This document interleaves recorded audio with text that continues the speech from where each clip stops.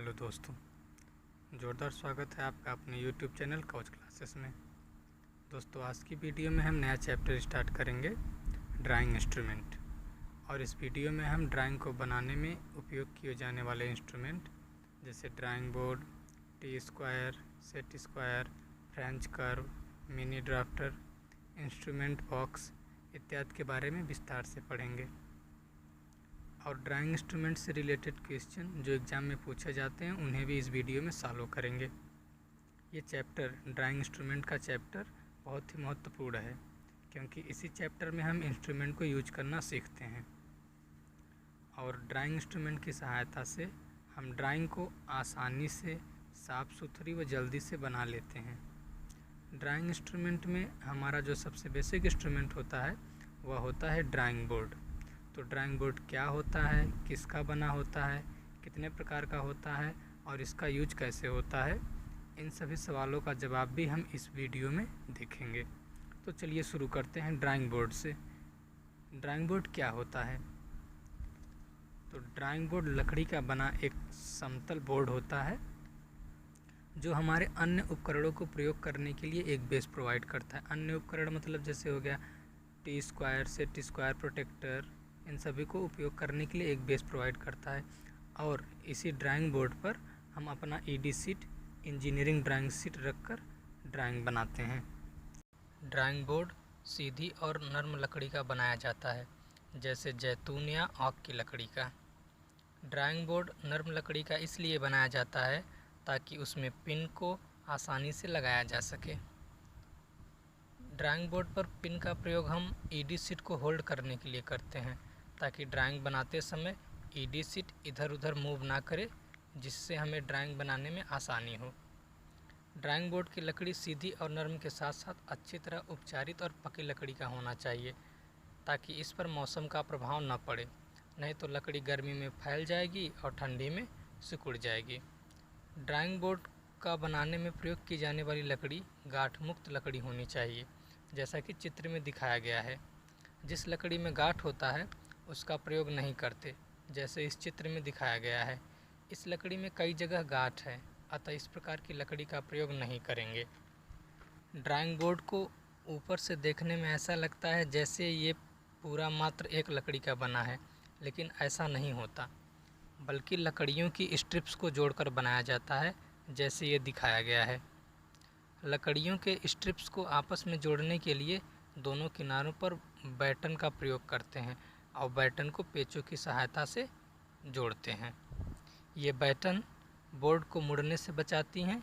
इसके अतिरिक्त वातावरण में नमी के बचाव से स्ट्रिप्स को सिकुड़ने व फैलने से भी बचाती हैं। ड्राइंग बोर्ड का ऊपरी हिस्सा अच्छे से रंधाई करके एकदम समतल बनाया जाता है, ताकि इसका प्रयोग करने में आसानी रहे।